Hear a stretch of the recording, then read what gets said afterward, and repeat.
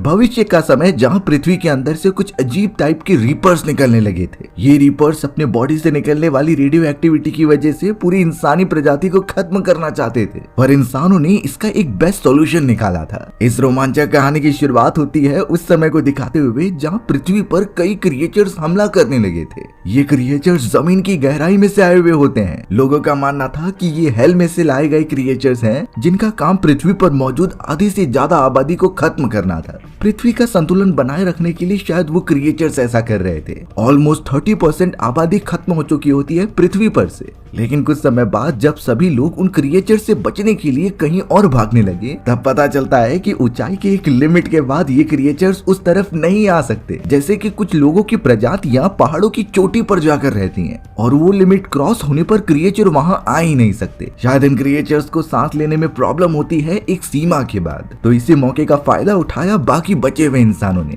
जो जल्द से जल्द पहाड़ की चोटी पर अपना घर बसा लिया। उसकी जान बच जाती है। बाकी सारे उन खतरनाक रीपर से मारे गए, यहाँ तक कि छोटे छोटे बच्चे भी। हमें तो एक बहुत ही बड़ी पर्वत श्रृंखला दिखाई जाती है जहाँ की चोटी पर कई घर बनाए गए थे, यानी कि उस जगह पर अभी भी लोग रहते हैं बड़े आराम से। पहाड़ के चारों तरफ ऐसी बाउंड्रीज बना दी गई हैं जिसके नीचे उन सभी को जाना अलाउड ही नहीं है। वो तो वहाँ पर फार्मिंग करते थे और अपने खाने पीने के रिसोर्सेज जमा करते थे। उन्हें तो सोलर एनर्जी पर ही डिपेंड रहना पड़ता था। अब हमें उसी पहाड़ियों के ऊपर हंटर नाम का एक लड़का दिखाया जाता है। हंटर पता नहीं क्यों उस बनाए गए बाउंड्री को क्रॉस करके एक कोने पर जाता है और पहाड़ की ऊंचाई से वो नजारे देखने लगा था। दरअसल हंटर की मदर उसी दुर्घटना में मारी गई और शायद क्रिएचर्स ने उसे खत्म कर दिया था। उसके बाद से ही हंटर ने अपनी मदर को नहीं देखा। उसे हमेशा अपनी मदर की याद आती और वो बाइनाकुलर लेकर वहाँ चारों तरफ देखने लगता है। अब यहाँ हंटर अपने बाइनाकुलर से दूसरे पहाड़ों पर खेल रहे बच्चों को देख रहा होता है। तभी अचानक उसे कुछ आवाजें सुनाई दी।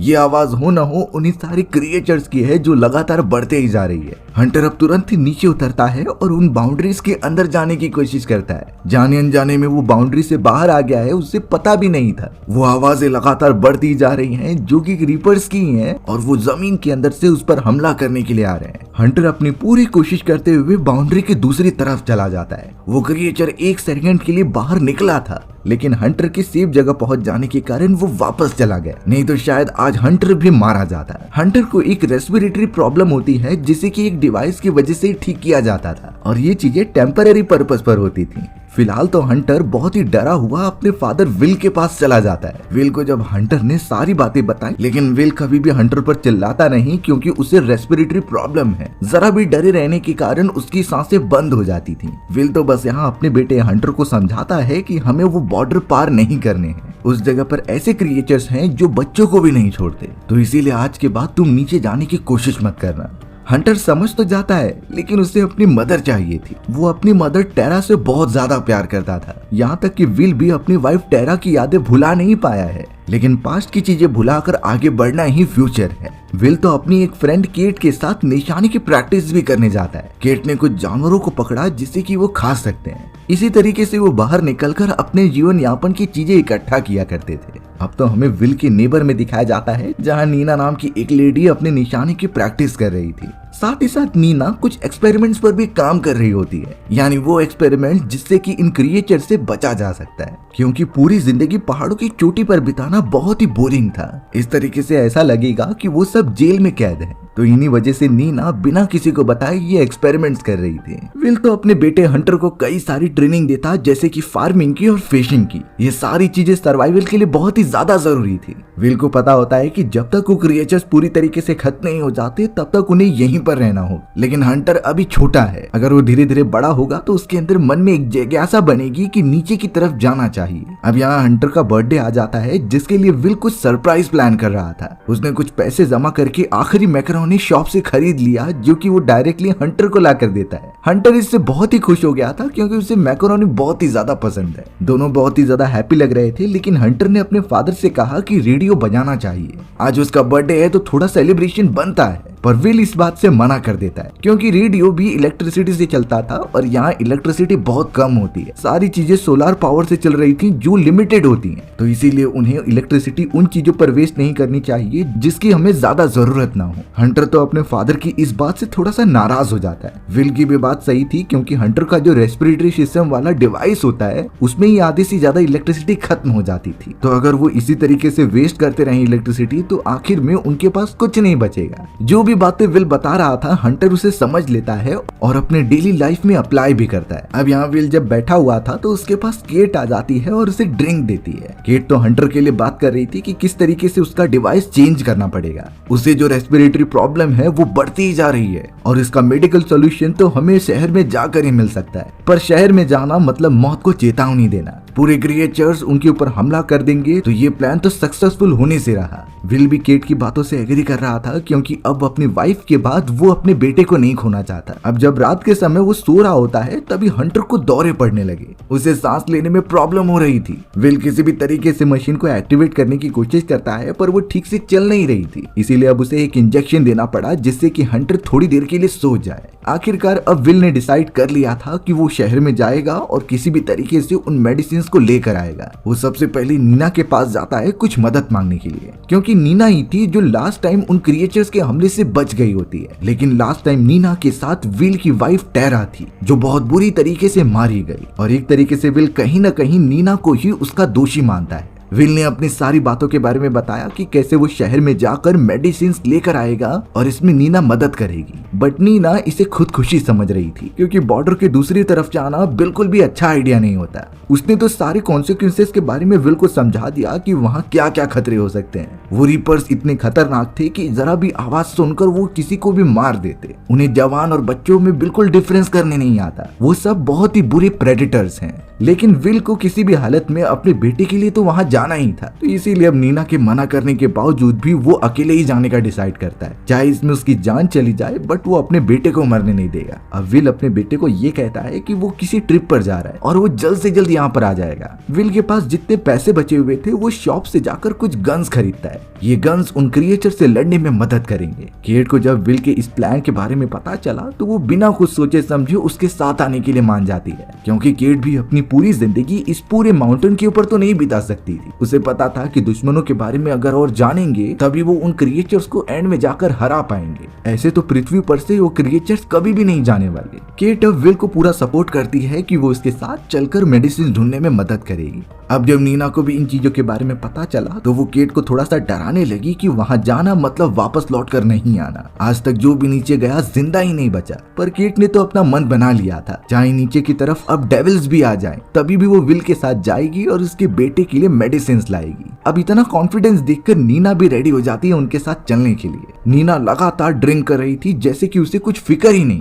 उसने इतनी ज्यादा रिसर्च की होती है क्रिएचर्स के ऊपर कि उनकी कमजोरी कुछ कुछ उसे पता होती है। अब तीनों सारे रिसोर्सेस लेकर बॉर्डर के पास आते हैं, जिसे पार करने पर उन क्रिएचर्स का इलाका आ जाता था। नीना के हाथों में एक डिवाइस होता है जो मैग्नेटिक डिटेक्टर था। इस डिवाइस की मदद से नीना अंदाजा लगा सकती थी कि रीपर्स कहां पर मौजूद हैं। अगर वो उनके पास आ रहे हैं तो मशीन में बीप की आवाज आती। यानी इतनी सारी रिसर्च नीना ने अकेले की थी। पर अब विल और किट किसी भी तरीके से नीना पर भरोसा करते हैं और उसके साथ आगे बढ़ने लगते हैं। अब आसपास कोई भी रीपर्स ना दिखने पर तीनों आगे बढ़ने लगते हैं। ट्रेवल करते हुए वो तीनों कुछ ऐसे मिलिट्री वैन्स की तरफ पहुंचे जो डिस्ट्रॉय हो चुके थे, लेकिन फिर भी विल कहता है कि जांच पड़ताल करने से अगर जितने भी रिसोर्सेस मिलते हैं उसे हम जमा कर लेंगे आगे के लिए।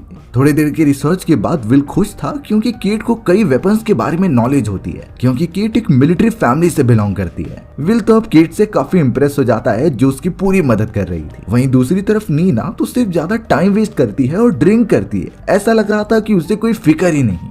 थोड़ी देर में नीना और केट की एक दूसरे से बातें चल रही थी, तो नीना यहाँ पर क्लियर कर रही थी कि वो यहाँ पर सिर्फ विल के लिए आई है, उसे विल में इंटरेस्ट है। पर अब केट ये बातें सुनकर नीना पर हमला करने लगी क्योंकि वो भी विल को पसंद करती थी। दोनों में थोड़ी सी अनबन हो जाती है, बट सही समय पे विल वहां आकर उन्हें छुड़ा रहा था। वो समझाता है कि ये समय लड़ने झगड़ने का नहीं है, बल्कि हमें उन क्रिएचर्स की कमजोरी पता करनी है और जल्द से जल्द मेडिसिन लाने हैं। उसके बेटे हंटर की जिंदगी का सवाल है। इतनी बातें समझाने के बाद आखिरकार केट और नीना कोऑपरेट करते हैं और आगे बढ़ते हैं। नीना लगातार अपने डिवाइस पर फोकस कर रही थी कि कहीं कोई रीपर उनके आसपास तो नहीं।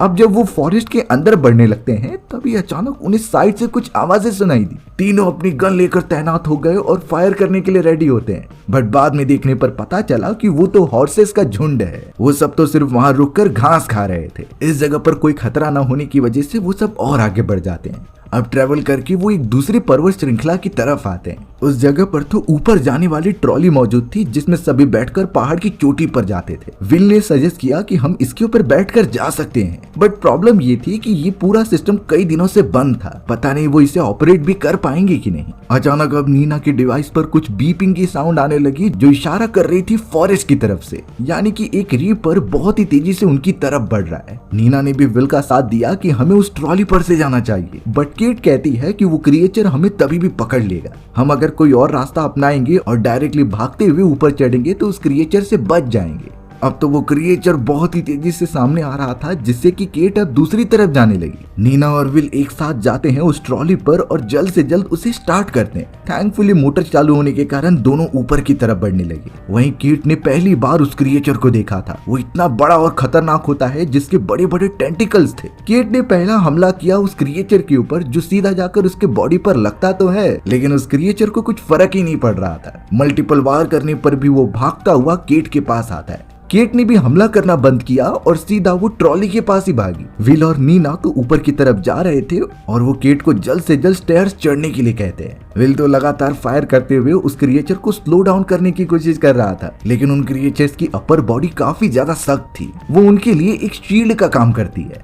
क्रिएचर तो अब सीधा आकर टेंटिकल से उन वायर्स पर लटक जाता है जिससे कि ट्रॉली आगे बढ़ाई जाती थी। इस पूरे हमले से विल नीना एकदम से हिलने लगे और वो नीचे गिरने वाले थे। वो रीपर तो बहुत बुरी तरीके से उस ट्रॉली वाले सिस्टम को तोड़ना चाहता था, लेकिन वहाँ के वायर्स बहुत मजबूत होते हैं जिससे कि विल और नीना को आगे बढ़ने का मौका मिल जाता है। अब तो केट भी ऊपर की तरफ चढ़ चुकी थी, सिर्फ उसे विल और नीना की ट्रॉली पर जंप करना था। वो बहुत मुश्किल से जंप तो करती है, लेकिन उसकी कैलकुलेशन थोड़ी सी वीक हो गई थी। वो तो नीचे गिरने वाली थी, सही समय पे विल उसका हाथ पकड़ लेता है। नीना ने उन्हें बताया कि हम अब बहुत ही क्लोज हैं उस बॉर्डर के और हमें उस पार पहुंचना ही होगा। वो जल्द से जल्द उस जगह पर जाने लगी, बट अब क्रिएचर ने एक झटका दिया जिससे कि वो पूरा ट्रॉली सिस्टम नीचे गिर जाता है। वो तीनों भी अब जमीन पर थे। दूसरी तरफ वो बॉर्डर था, इसीलिए तीनों बहुत जोर से भागने लगे अपने गन्स लेकर। वो बड़ा सा टेंटिकल वाला क्रिएचर भी उनके पीछे आता है। सही समय पे तीनों ने बॉर्डर क्रॉस किया और दूसरी तरफ गिर गए। क्रिएचर वो बॉर्डर क्रॉस नहीं कर पाता क्योंकि यही उन सब की लिमिट्स है। इसके आगे अगर वो गया तो वहीं मर जाएगा। वो रीपर अब वहां से तुरंत ही चले जाता है फॉरेस्ट के अंदर। विल, केट और नीना तीनों की जान बाल बाल बची थी।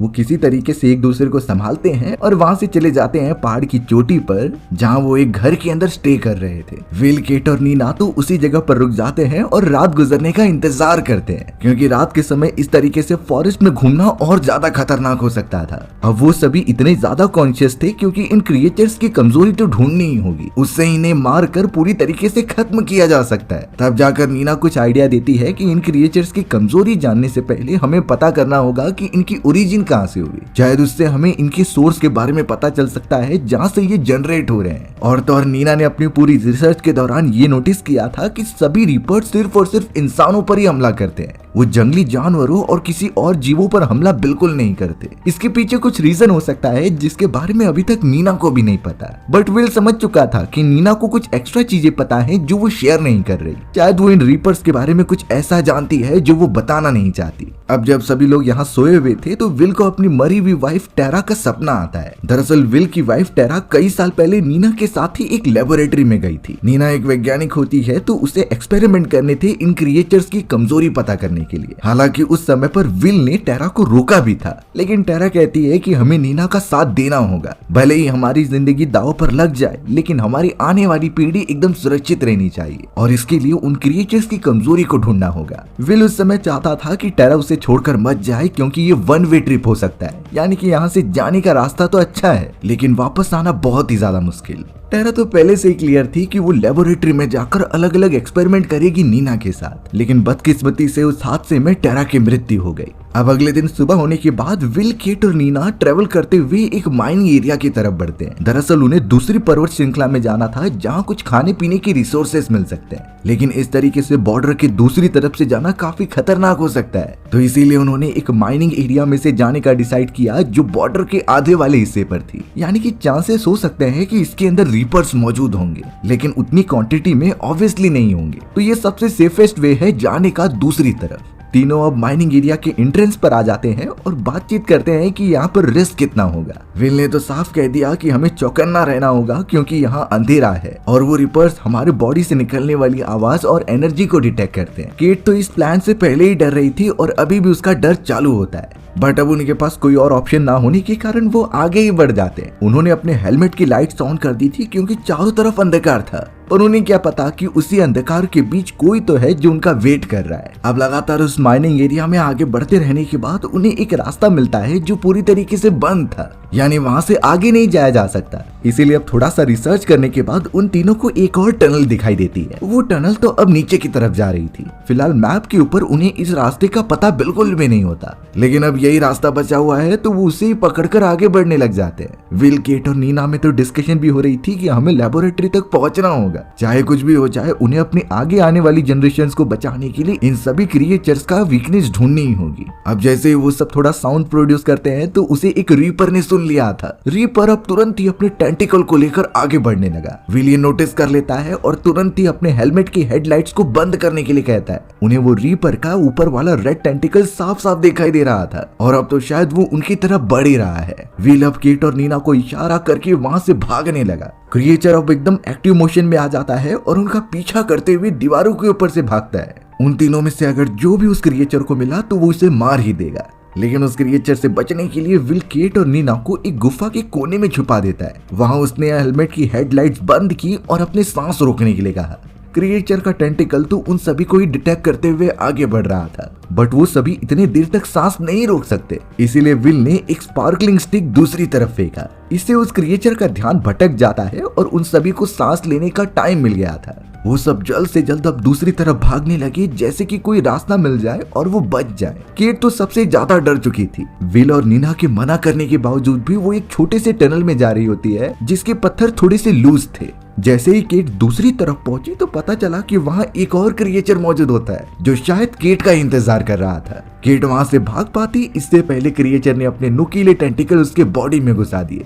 विल और नीना को जब इस बारे में पता चला तो वो उसकी मदद करने आते हैं, बट क्रिएचर अपने टेंटिकल में फंसाकर केट की डेड बॉडी को लेकर चला गया था। विल और नीना बहुत ही ज्यादा दुखी हो जाते हैं क्योंकि उन्होंने अपने एक साथी को खो दिया। पहले ही उनके इतने मेंबर्स मारे जा चुके हैं, बट अब वापस से क्रिएचर की आवाज आने लगी। शायद वो और भी शिकार करने की तलाश में है। इसीलिए जब विल और नीना आगे बढ़ते हैं तो उन्हें एग्जिट मिल ही गई थी। वो स्टेयर्स की मदद से सीधा बाहर निकल जाते हैं पर्वत श्रृंखला की दूसरी तरफ, लेकिन उन्होंने अपनी प्यारी दोस्त केट को खो दिया है। नीना तो विल को प्रॉमिस करने लगी कि केट की कुर्बानी जाया नहीं जाएगी। वो किसी भी तरीके से लेबोरेटरी पहुंचेगी और इन क्रिएचर्स के ऊपर एक्सपेरिमेंट करके इनकी कमजोरी पता करेगी। विल भी नीना का अब पूरा साथ देने का वादा करता है। वो सब वहां से निकलकर पर्वत श्रृंखला के एक घर के अंदर आ गए और लकीली उस जगह पर खाने पीने की कुछ रिसोर्सेस मौजूद होते हैं। वहां पर तो विल और उसके बेटे का फेवरेट मैकरोनी भी मौजूद था, तो इसीलिए वो दोनों जल्द से जल्द मैकरोनी बनाते हैं और मजे से खाते हैं। लेकिन उनके मन में अभी भी बहुत ज्यादा दुख था अपनी फ्रेंड केट के लिए। नीना ने तो विल को सारे रिक्वायरमेंट्स बताए कि किस तरीके से हम सिटी के अंदर एंटर करेंगे और वहां की एक लेबोरेटरी में वो उस वेपन के ऊपर एक्सपेरिमेंट करेगी जो उन क्रिएचर्स को मार सकता है। लेकिन अच्छी बात तो ये थी कि उस जगह पर एक हॉस्पिटल भी होता है और उस हॉस्पिटल से विल अपने बेटे हंटर के लिए वो सारे मेडिसिन ले सकता था जिससे कि उसका रेस्पिरेटरी सिस्टम वाला डिवाइस एकदम से ठीक हो जाए।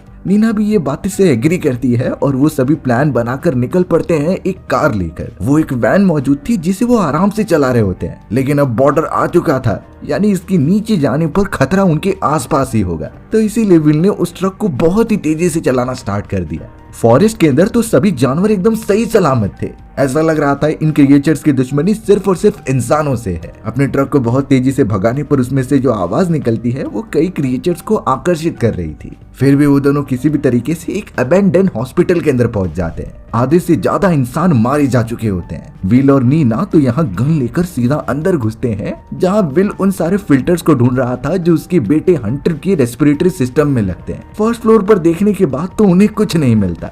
लेकिन अचानक अब बड़े बड़े टेंटिकल वाले क्रिएचर ने उनके ऊपर हमला भी करना स्टार्ट कर दिया था। विल और नीना किसी भी तरीके से आगे बढ़ते हैं, लेकिन जब विल को उस टेंटिकल ने पकड़ लिया था तो नीना ही एक एक्स की मदद से उसे छुड़ाती है। दोनों किसी भी तरीके से भागते हुए सेकंड फ्लोर पर जाने लगे, क्योंकि नीचे वाला फ्लोर पहले से सुरक्षित नहीं है। ऊपर की तरफ मेडिसिन स्टोर एरिया था और उस जगह पर थोड़ा और रिसर्च करने के बाद विल को आखिरकार वो फिल्टर्स मिल ही जाते हैं, यानी अब उसका बेटा अच्छी तरीके से बच जाएगा। लेकिन खतरा अभी तक टला नहीं था। विल साफ साफ देख पाता है कि सामने की तरफ वो रेड लाइट जल रही है, यानी वो क्रिएचर उनकी तरफ ही बढ़ रहा था। विल और नीना ने तो गन तान दिया था कि जैसे ही वो आएगा तो उसे शूट कर देंगे। क्रिएचर बहुत ही ज्यादा स्पीड में उनकी तरफ भागते हुए आने लगा, पर विल दिमाग लगाता है और उसने डायरेक्ट फायर ना करते हुए गैस सिलेंडर्स पर फायर किया। उससे इतना बड़ा धमाका हुआ कि क्रिएचर पूरी तरीके से बाहर गिर जाता है। ऊंचाई से गिरने के कारण उसे काफी चोट भी लगी थी। वो तो बास्केटबॉल कोर्ट के अंदर ही बेहोश हो गया। विल और नीना को यही लग रहा था कि क्रिएचर मर गया होगा। खतरा बहुत ज्यादा होने की वजह से विल नीना को कहता है कि हमें चलना चाहिए, बट नीना किसी भी हालत में लेबोरेटरी में जाना चाहती थी। विल के मना करने के बावजूद भी नीना मानती नहीं और एट द एंड विल को भी इस बात के लिए मानना ही पड़ता है। वो उसके साथ लेबोरेटरी आ गया और नीना ने तो अपने वेपन के ऊपर टेस्टिंग भी स्टार्ट कर दी थी। वो कई सारे केमिकल्स को कंबाइन करके बुलेट्स के अंदर डालती है, यानी एक ऐसा बायो वेपन जो उन क्रिएचर्स के स्ट्रक्चर को अंदर से तोड़ देता था। पहली बार टेस्ट करने पर तो वो कामयाब ही नहीं होती, लेकिन नीना एक्सपेरिमेंट करने से पीछे नहीं हट रही थी। विल जानता था कि अगर इस तरीके से ही चलता रहा तो उसका बेटा मर जाएगा, उसे अपने बेटे के पास जाना ही होगा। तो इसीलिए उसने नीना को कंडीशन समझाई, पर नीना उसके साथ जाने के लिए रेडी नहीं थी। पर थोड़ी देर बाद हमें विल दिखाया गया जो अपने ट्रक के अंदर मौजूद होता है और वो सीधा अपने बेटे हंटर के पास बढ़ रहा था। नीना ने तो सेकेंड टाइम भी ट्राई किया उस केमिकल को टेस्ट करने का, बट फिर भी वो फेल हो जाती है। नीना को आइडिया नहीं कि उसके हाथ पर लगा हुआ डिवाइस घूमने लगा है, यानी कोई खतरनाक रीपर उसके आसपास मौजूद है। नीना को डिवाइस में देखने की कुछ जरूरत नहीं थी, क्योंकि क्रिएचर की आवाजें उसकी तरफ ही बढ़ रही होती हैं। अब वो एक आखिरी बार अपने टेस्टिंग करती है और उस पूरे वेपन को लाइव टेस्ट करती है क्रिएचर के ऊपर जो उसकी तरफ आ रहा था। दूसरी तरफ विल जो ट्रक के अंदर मौजूद होता है, उसके दिमाग में कई सारी चीजें चल रही थी।